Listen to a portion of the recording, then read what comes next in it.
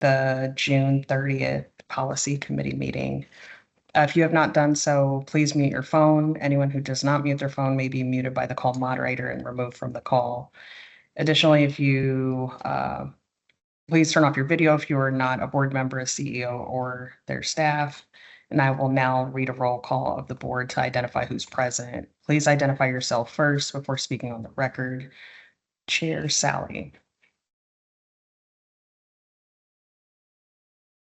Commissioner Ames Messenger. Commissioner Kenyatta Bay. Myself, I am present.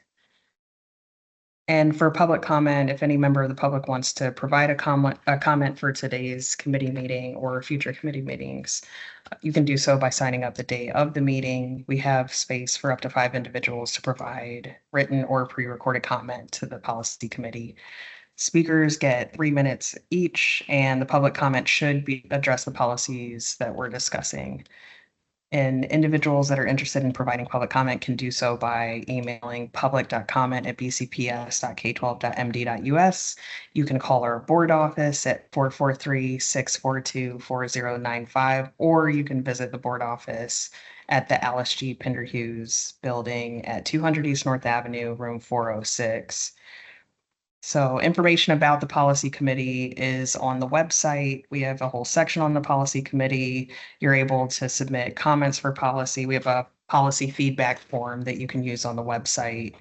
Or if there's a policy that you'd like to discuss, please reach out. Our emails are available on the website. And also, if you have other feedback or questions, you can email us at schoolboard@bcps.k12.md.us. And our board office staff will respond. So we have a pretty light agenda.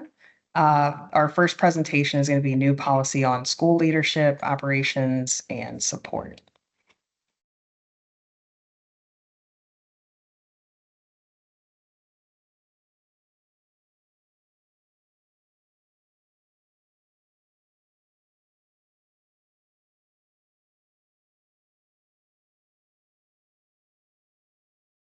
Hello. Good afternoon. How are you all doing today? Good. Right. We are currently breaking out from being down at M-Cell, so I apologize. Sabri's actually presenting right now, so I am going to begin on her behalf.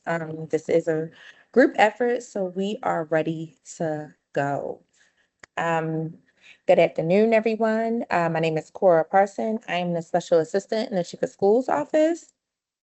I'm currently presenting on policy CFA, which our office worked with Jonathan Turner, who is our manager of special projects, Dr. Sabri Barnes, who is the director of school operations support, as well as Caitlin Barnes, who is the special advisor to our chief legal officer.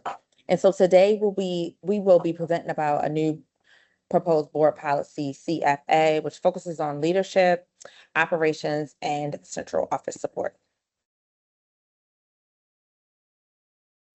So here we are going to speak on our board strategic policy. So this particular body of work aligns with Strategic Policy 7, which is continuously working towards equity at all levels by implementing policies and practices and procedures that create a welcoming and inclusive academic and professional environment.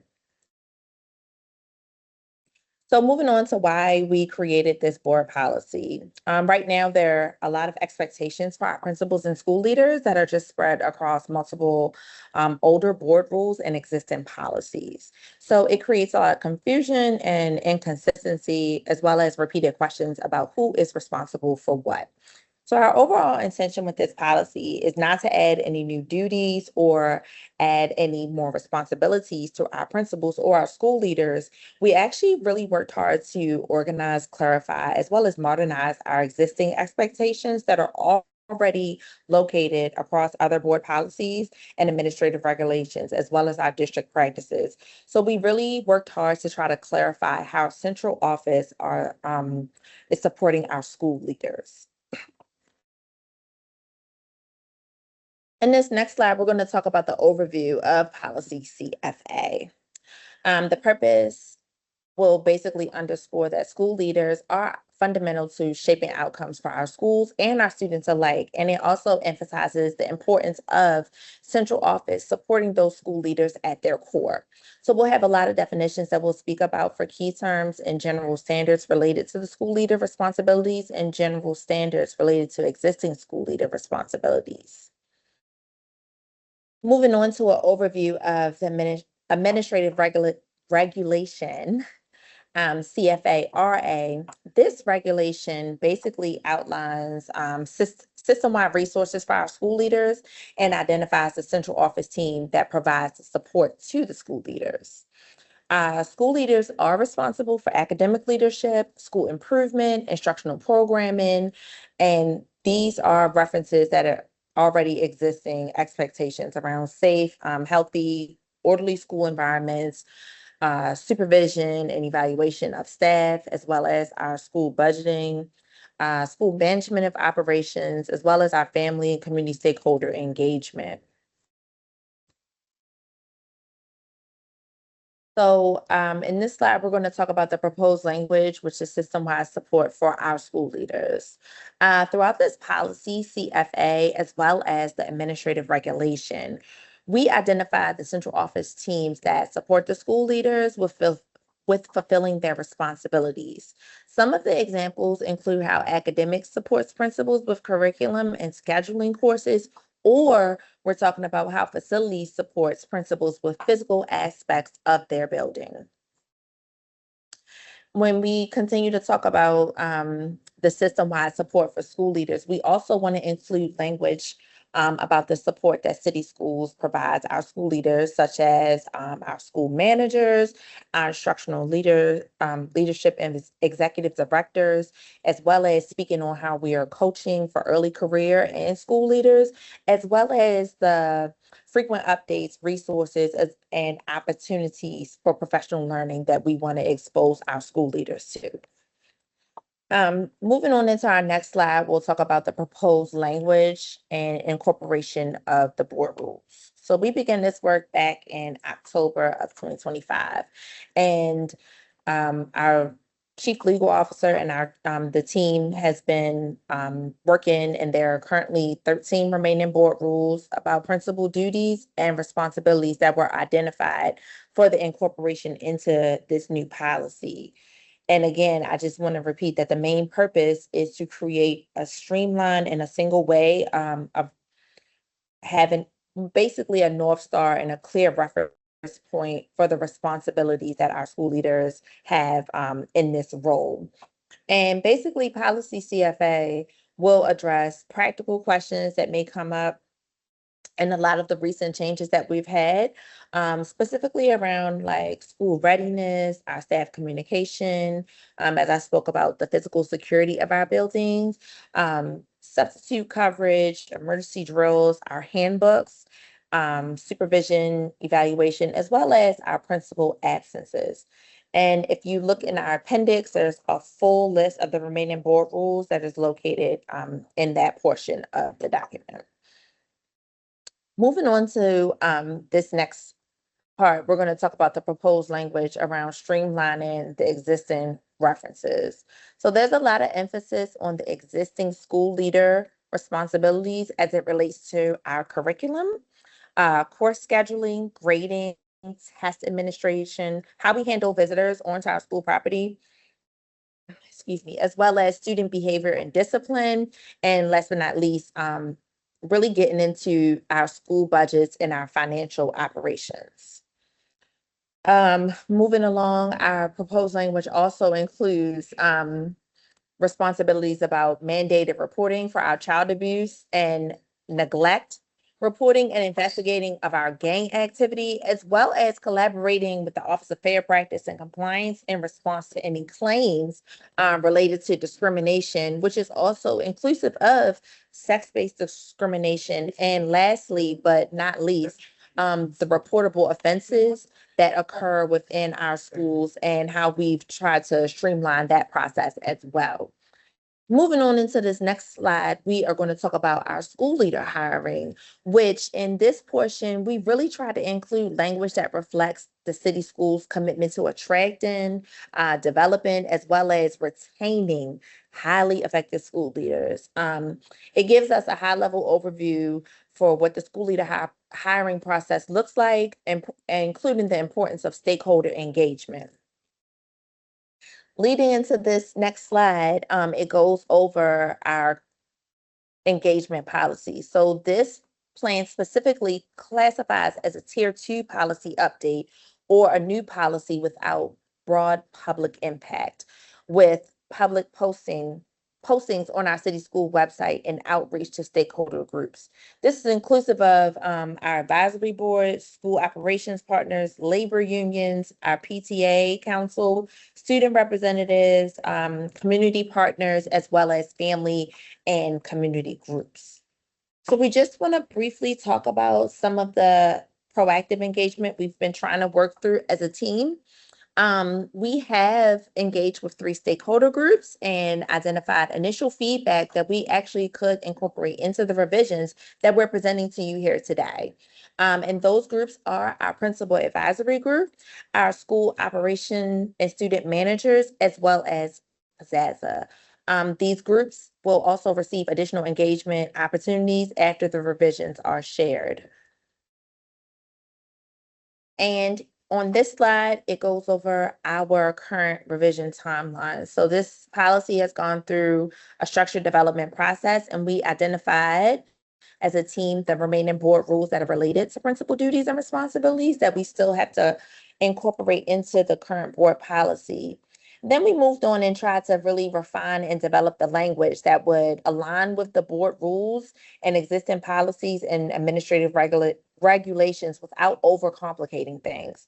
And finally, we worked to organize this policy in a way that it did not duplicate anything that was already there or create any unusable language and things of that nature, so that it's clear and able to be utilized and accessed across our schools with our school leaders. So if you can look right here, our timeline right now, we had the initial presentation, which is today.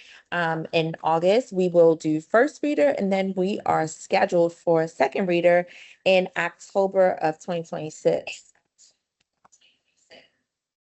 In closing, this proposed policy basically gives city schools the opportunity to modernize our board rules. And that really is meeting us where we are right now with a lot of changes and providing a real clear framework for our school leadership and responsibilities. It really gives us the opportunity to also affirm the role that our school leaders play in our students' success, their school safety, instructional leadership, staff support, operation, as well as family engagement. And it really gives us a opportunity to really acknowledge the hard work that our school leaders do. And we feel that this is hopefully an opportunity to provide a clear and fair policy that is aligned to some of the existing expectations that we have of our school leaders, but also something that is useful so we can have a more streamlined support from central office into our school buildings. And that is it for me right now. Thank you.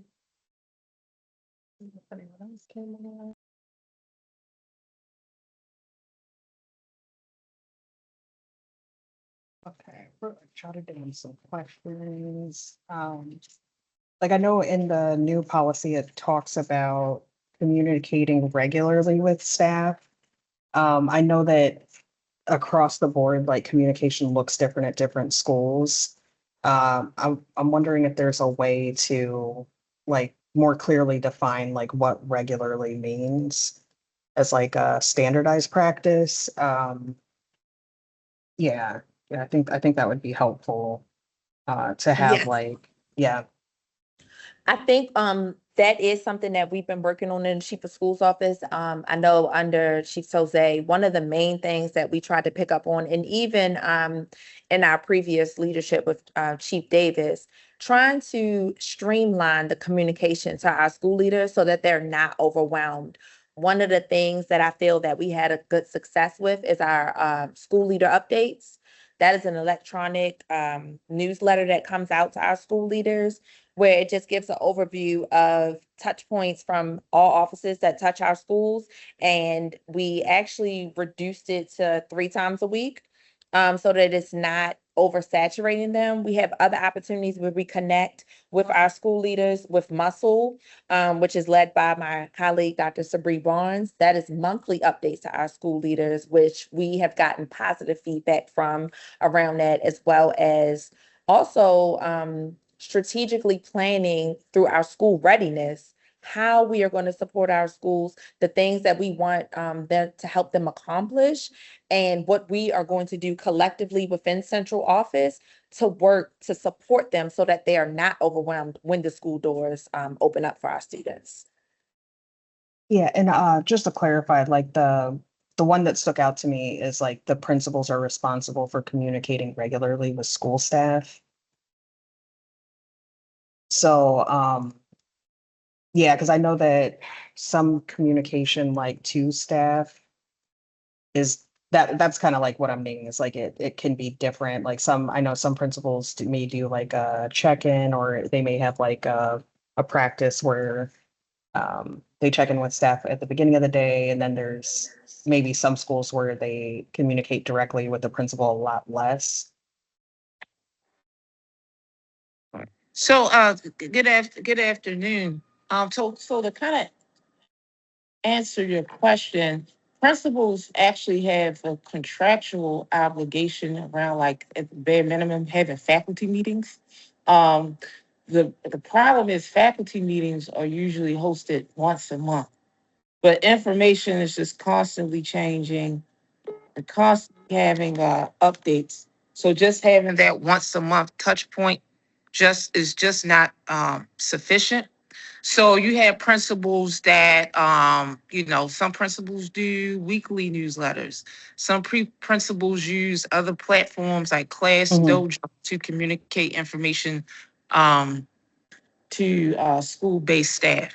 So we try to support principals around, like, for instance, we will craft language for principals to copy and paste to get to staff if there's something that is immediate that they may not have been able to cover at the beginning of the month during a faculty meeting. So we do try to support them so that we're not inundating teachers and school-based staff um, with a bunch of information. But at the same time, quite frankly, what we have found is that the staff would rather, they appreciate the over communicating than Right. not communicating enough, because then you run to, people questioning your integrity or your transparency. So it's just that fine line. Yeah, and I think like if there's like some school leaders that have like best practices, like their culture's really good, or if somebody has like fine-tuned like, how to like build that relationship with like new staff, because there's some schools where the tenure is like a lot shorter with like teachers that are on site or PSRPs. So yeah, I'm hoping we can like, I don't know, like make it very clear like what regular communicating is, like proactive communication, like with this policy, just so that there's at least something like for folks to refer back to. Okay, so like again, we have schools that do monthly newsletters, weekly newsletters, but as one of our follow-ups, we can definitely discuss, like, the recommended frequency Yeah, for schools. Yes. Because I yeah, mean, even when you look at, like, for instance, I used to work at Mervo. I mean, you had a staff of 120 folks, you had 1,800 students.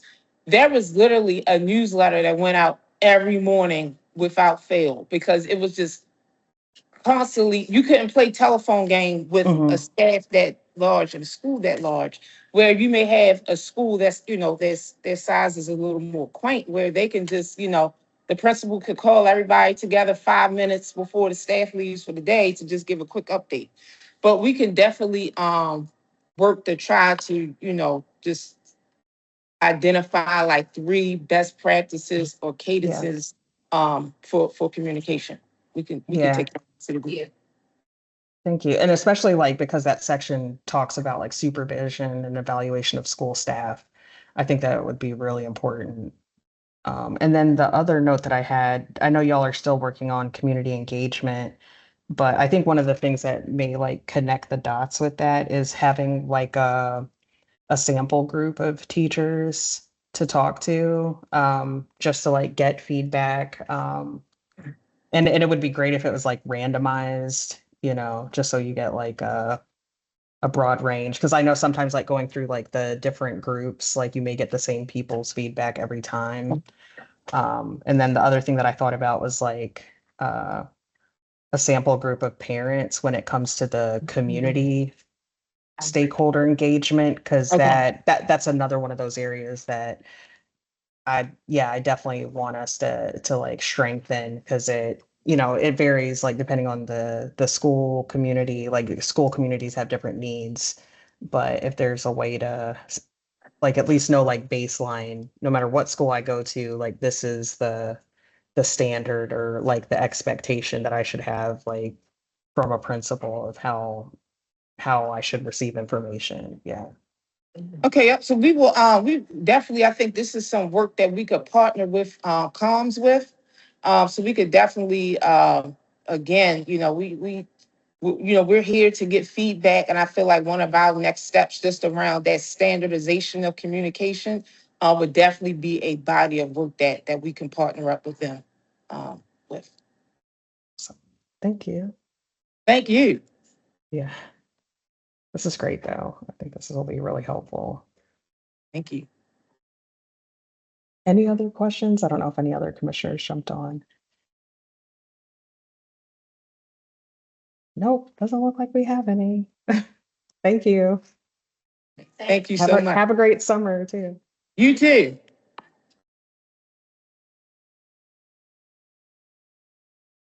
Okay, next up we have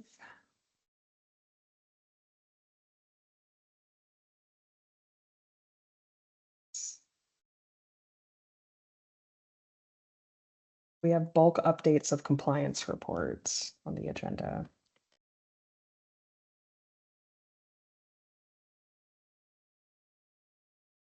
Good afternoon.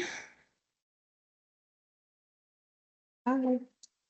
I apologize for a potentially somewhat chaotic presentation. I have one of my twins with me due to the schedule change, but Oh, hopefully he won't chime in too much. Hi everyone. My name is Caitlin Barnes. I'm the special advisor to the chief legal officer, and I'm joined here by my colleague Sarita. Sarita, do you want to introduce yourself? Hi, everybody. I'm Sarita Hubbard. I am the board liaison in the CEO's office. All right, so we're going to be talking about bulk updates to our compliance reports and some other technical changes. This is connected to strategic priorities 4 and 7 about engaging all stakeholders and working towards equity. Our agenda for today, we're going to give a little bit of background context on compliance reports and sponsoring offices. We are going to walk through the proposed revisions and then also look at engagement and timeline. So for here, this discuss what does it mean to sponsor a policy.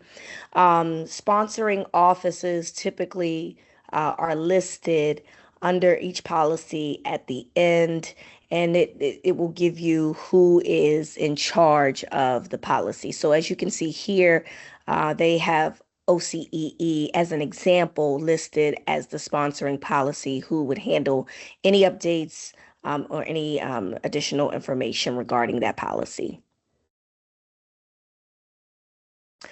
Okay, what is a compliance report? If a policy has a compliance report, it will be included in the policy as shown as the example listed. They are tiered based on number and Roman numerals. And if that policy has a compliance report, it will have its own separate Roman numeral to advise the compliance report as well as when it will be due to the board. Um, this part of it now, I'm to let everyone know and to give you some background information. I am the person that creates the deliverable calendar and each item that is scheduled out with the due dates. And I do this in collaboration with Caitlin as well as all different offices regarding the compliance reports, regarding the policies and such. So I collect that information, and each sponsoring office, as well as their communicator, their prime communicator, we discuss throughout the school year regarding deliverables, when they're due, and that is typically discussed early on as everyone receives a deliverables calendar each week when we discuss this information leading up to our weekly meetings. And it is advised when that item is due, as well as when that item is seen at its committee meeting and or board meeting. So again, that also includes compliance reports. They run a similar schedule as policies do.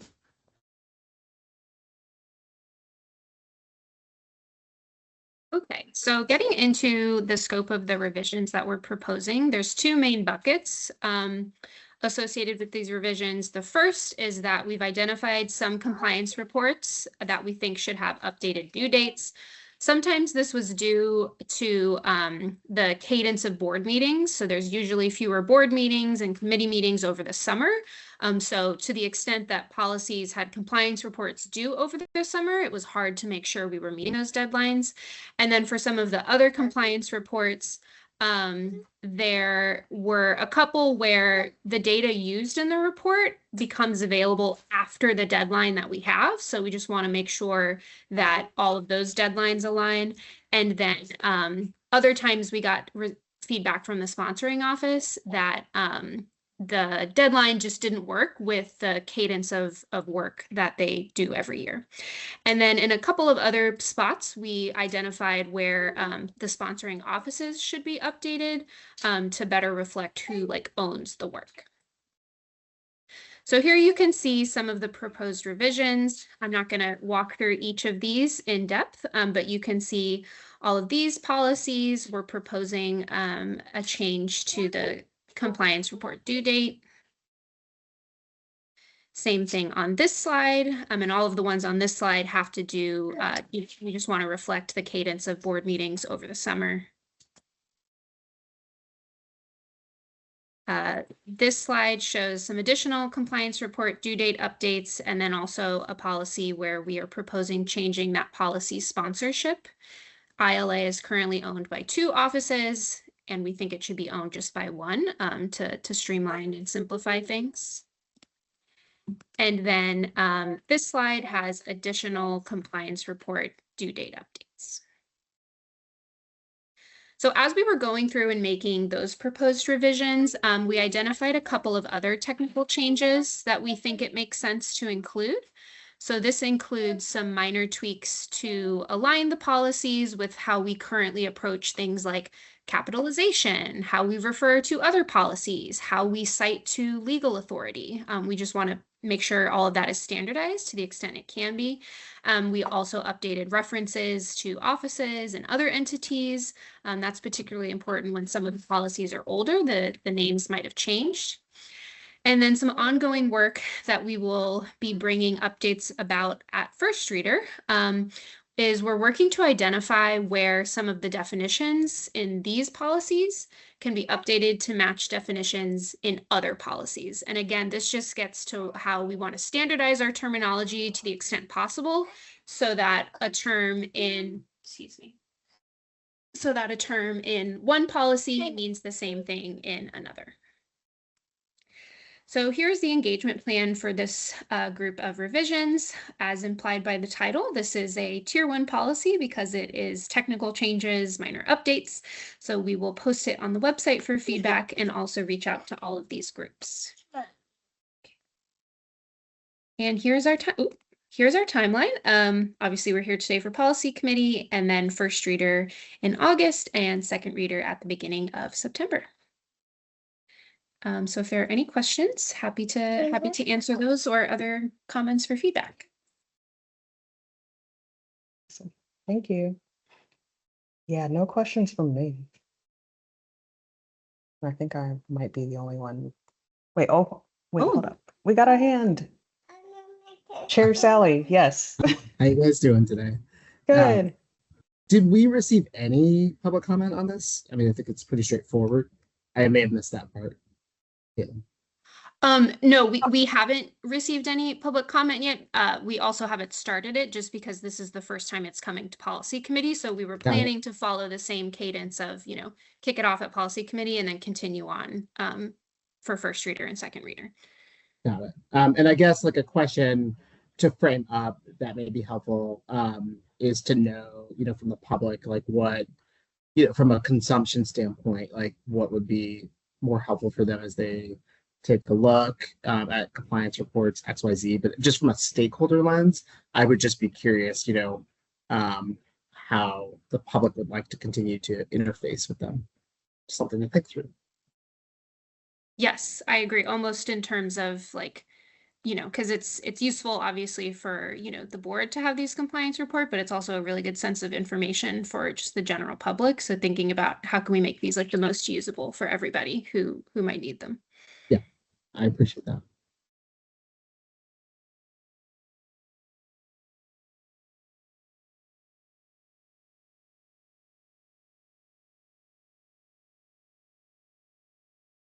Thank you. Okay, Oh, thank you. And sorry again for the interruptions. Oh, no problem. Love the visitors. Love visitors. Yeah.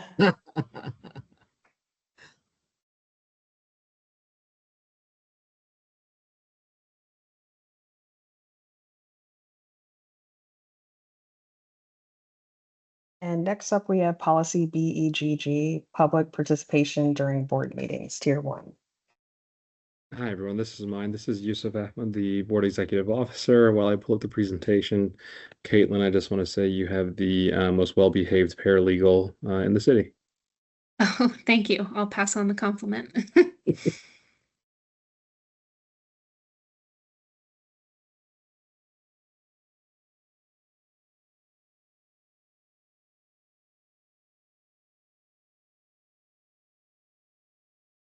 Okay, can everybody see that? Yes, I can see it. Okay, great. Good afternoon, everyone. My name is Yusuf Ahmed. I'm the Board Executive Officer here in the Board of Board Office. It's been a long day. We're bringing forward today proposed revisions to the Board Policy BEGG, the public participation during board meetings. Before we start, I do want to say there is no actual public comment for today's meeting. And to any of the members of the public watching this, I know this is one that we've gotten a lot of calls about. So I will say at the front end that this is a tier 1 policy. We're going to go through all of the outreach over the summer. I'll touch on that later in the presentation to make sure that we hear from all of our public partners, all of our school partners as we work to refine this policy. So I'll get underway. This is the first time that this is being unveiled to the public. So I'll pause for questions as well. I believe Chair Sally's on the call now, and then for Commissioner Esposito as well. Falling under priority 4 of the board's strategic priorities, in which we aim to effectively engage all stakeholders, including parents, families, and caregivers, in their child's education and community partners who can contribute to the student's success. Board policy BEGG seeks to provide guidelines, requirements, and expectations for the public participation in public board meetings. It sets forth procedures for registering public comments and sets the guidelines and rules on how public comment may be provided. Current practices overall have been pretty standard for some time now in Baltimore City. Registration is permitted via email or in person. Typically, we've been doing it through the Ombudsman's office. Up to 10 individuals can speak at any given meeting. That includes a live oral comment via written statement or a pre-recorded video. Our recognized groups are eligible to speak for up to 5 minutes at every meeting. Going on to why we're revising it. This policy has not been updated since 2009. So we've been using the same policy in what was once a changing digital world to what has now become a normalized broadband world and a post-COVID world, and we're looking to update the policy to reflect current standards. The other piece that is important here, I believe this is later in the presentation, but I'll touch on it now, is that COMAR, the regulations by which we are able to govern and by which we create policy for this particular topic and others are being updated as we speak. So we want to make sure that this policy reflects current and future COMAR standards. So what we're looking to do, and again, this is a first draft to this policy and one that may look different by the time it comes to first reader in August, but we are looking to update language about registering for public comment, including registration being available via email or in person. Right now, the window to register is a bit limited, so we're looking to widen that window. And we're also looking to close the sign-up window a little bit earlier than we usually have. Right now, I believe it's up to 30 minutes before the meeting. We're going to need up to an hour to be able to test, especially video. Oftentimes we receive video to be played at the board meeting, and we don't have time to test the video or audio quality, leading to disruptions in the board meetings. And we're also updating the use of public comment board meeting agreement form. We are going to be including updated language about registering for public comment, including whether interpretation services are needed. That includes foreign language and ASL. One of the pieces that we seem to be missing is clarifying that individuals who are unable to register to provide public comment can still provide written comment via email, and we need to clarify that practice. And then updating language around providing public comments at board forums and annual review hearings as well. We also are seeking to clarify what specific things public comment can and cannot be used for. We've run into instances over the past couple of years of individuals signing up to air personal employee grievances or air grievances or make complaints on behalf of individual students or unique situations, and potentially discussing information that may become litigation or is involved in a current grievance or investigation. So we're looking to clean up that part of the policy. We're going to add language, which is standard practice across the state, about obscenities, libelous language, etc., and make sure that the language in the policy is consistent with bullying language that we use in the district. I'm going to pause there for a second. Commissioner Esposito, I went through a lot of information really quickly, and I believe that's just because I've lived with this presentation for quite some time. So I do want to pause and just see if there are any questions at this point. I'll open it for questions, Commissioner or Chair Sally. And I also just want to let you know, the vice chair is here, but she doesn't have town hall rights to access. So she may be, I'll follow in a little bit later with additional comments that she may have. Okay. No, I think this is pretty straightforward. One of the things that does come to mind for me is thinking about just from an accessibility standpoint. I know our public really has become accustomed to having this as an opportunity to have touch points with the Board of School Commissioners. I just want to make sure, as we're thinking about this, when folks who may not be able to come into the process through this narrow window, what else might the Board of School Commissioners do that helps people to lift things for awareness purposes for the board? Yeah, that's a great question. We have some ideas on how to address that particular situation.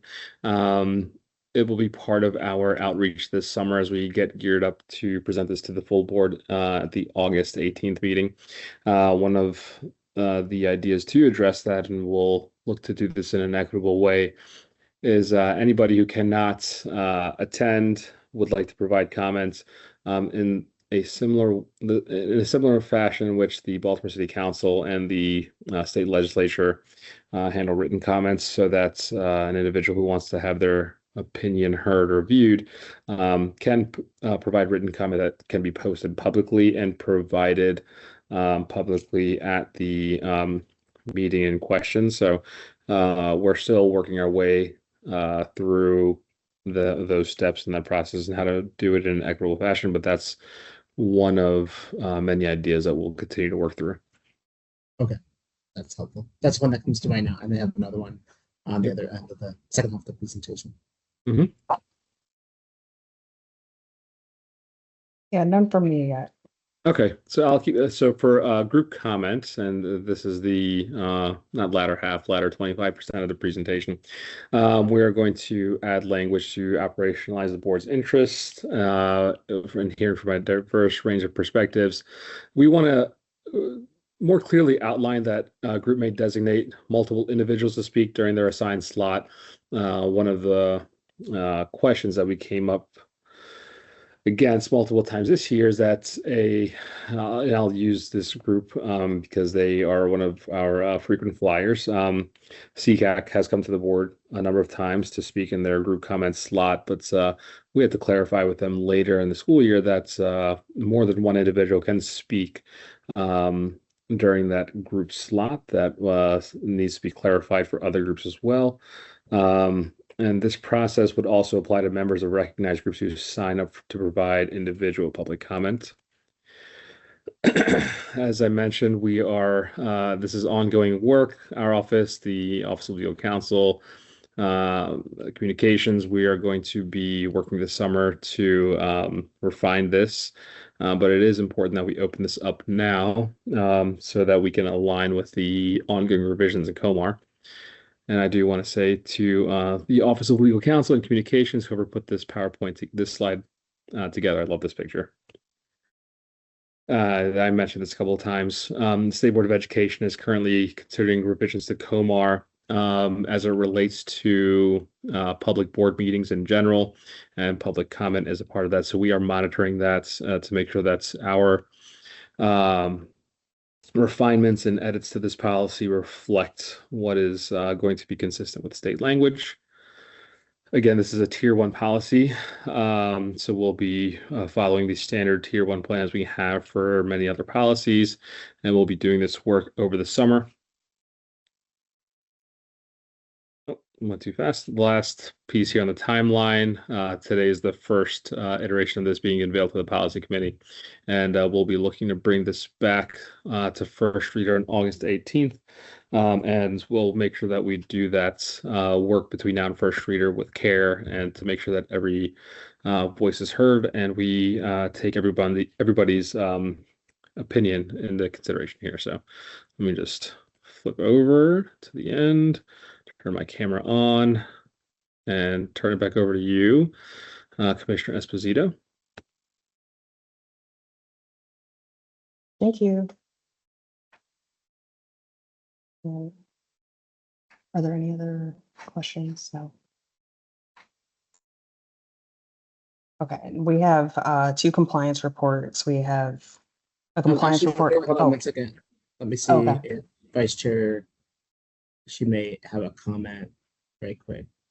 Okay. Before we get to the compliance report, the one other thing I just wanted to lift is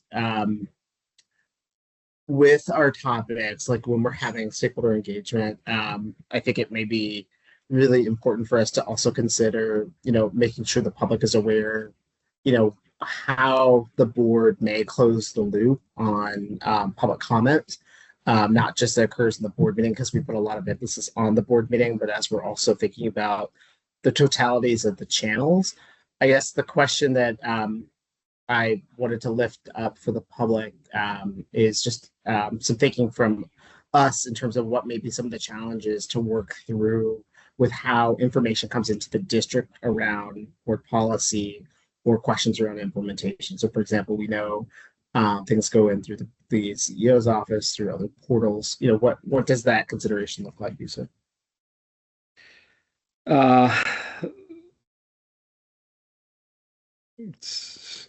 So that's a multi-layered question. But I'll address it as best as I can while being as broad as I can now, because we want to we'll address this with all of the public groups that we're going to work with on this policy. Okay. So let me start with the first part, and public comment as a whole, as it relates to policies that are being brought up now or in board meetings or in future committees. I think we need to do a better job generally of alerting those stakeholders that they're coming up for review. And this may be something where we can work with our Office of Communications to do a better job of disclosing some of our deliverables throughout the year. So that's one thing that I'm thinking about now. The second piece on closing the loop, we send out all of these communications and touch points as it relates to whether a policy is tier 1 or tier 2 to the groups that are related to that. I think the board office can maybe consider putting in some language in policy to more assertively close the loop. So that we're not just sending things blind out into the atmosphere, that we're actually making real progress with closing the loop on that feedback. And just because we don't hear from anything does not mean that there isn't feedback to be had. I think we've run into that situation a couple of times in board meetings in which we have reached out, but we didn't hear back. So we closed that loop, only to find out that a member of the public is coming that evening to speak on that policy. So it's and I'm not sure if that answers the heart of your question, but it's something that I was thinking about as you were asking, and we'll continue to bring that to the forefront. I know it's a complex discussion, and I think to the extent that like people know we're closing the loop, the extent that they know that as we think about this policy as a whole, the board, has an obligation, as you just described, to think about how we lift up the work that we have, and we're touching underrepresented voices, because we know there are a lot of underrepresented voices, typically our end user, which are children. We can think about those ways, and I encourage the public and our recognized groups to, when we step out and start to do the stakeholder engagement on this, to help us think about just that, about how do we really connect with the broader public and reach those voices that aren't typically heard. And to also help us think about, with recognized groups and others, being more streamlined and targeted so that the board has access to relevant information to help us ensure our decision making is well informed. That's my 2 cents of the day. Yeah, just real quick, before we go to Caitlin, but on that point too, I think it would be helpful if we also say that even when, say we're discussing a policy and we have public comment, after a policy is passed or after something's, it doesn't mean that we're not still taking feedback, because after things are implemented, we learn things from from the implementation about the impact that it has, or what there may be things that we weren't expecting. One of the things that I'm thinking of is a cell phone policy. Student feedback, there were students that said that, oh, actually I've been using this as an accessibility device, things like that. So saying that public comment is one part, but they can also communicate with us even after the fact. Oh, and Caitlin, I see your hand raised. Oh, yes. As y'all were talking, it just got me thinking about how, to the extent that there are other tweaks that we think would make sense to include about policy the process that we get feedback or solicit feedback on policy revisions. You know, if they don't fit into this policy, which is about public comment, we do have we're suggesting that we revise the policies on policies next school year. So I think that's another good opportunity for us to figure out, like, you know, what is the smartest and best way to like solicit feedback and engagement on the revisions to make sure that we're actually, you know, getting a good group of voices. So I just wanted to flag that.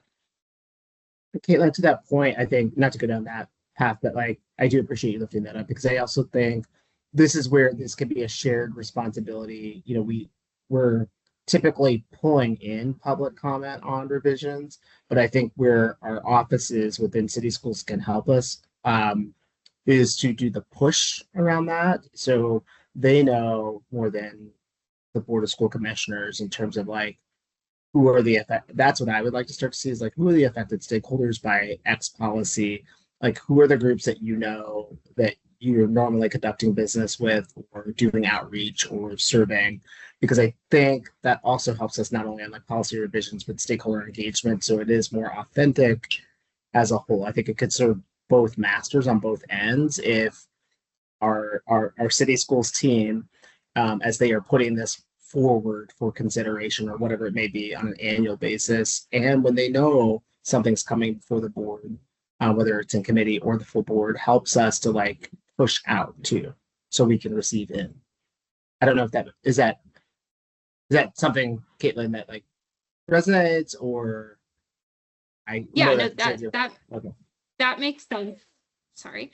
Okay. That makes sense to me. And I think, you know, whether it's thinking about the public comment piece or just the policy revision piece more generally, like what I'm hearing is particularly like the stakeholder engagement and being more strategic in terms of that throughout is something we need to think about. Love it. Thank you. Yeah, and I just wanted to co-sign on that again.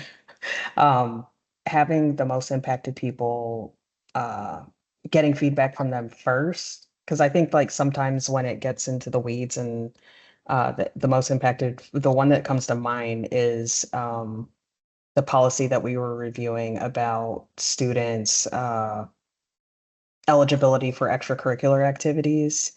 The students that have been ineligible because of the policy or most impacted were not at the table. Like it came through like after the fact, but prior to that, there was so much student involvement from kids that had never experienced that. So I'd love to see even like the folks that are most impacted being at the front of the line, like at the foundation of it. That makes sense. And the vice chair said she will chime in at a later time. Not today. Second reader.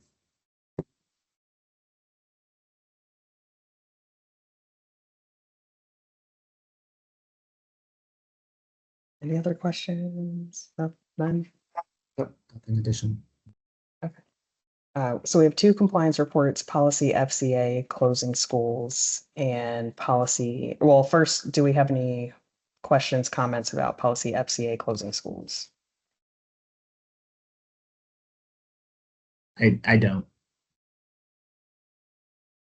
And our next report is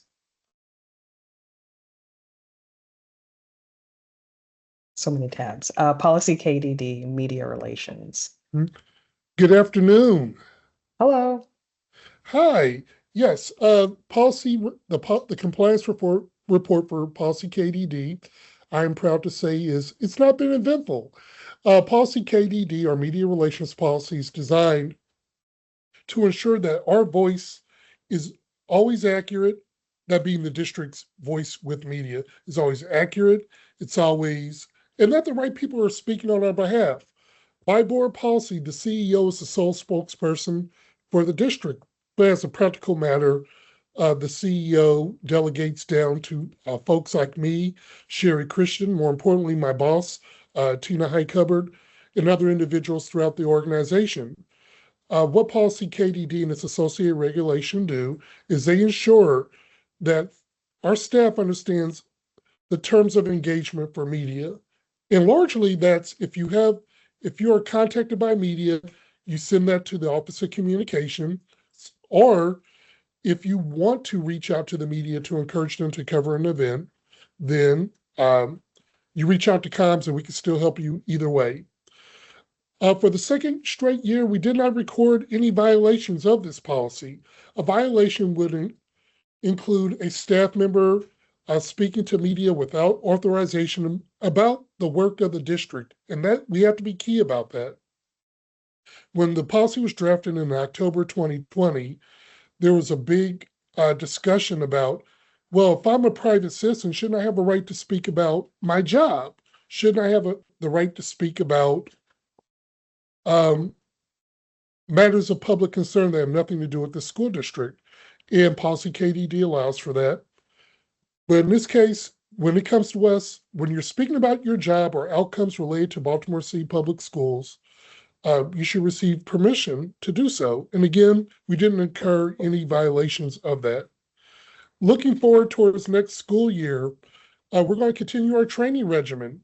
That means to the Inside Scoop internal newsletter, we're going to 3 times a year publish notices reminding staff of their obligations to the board policy.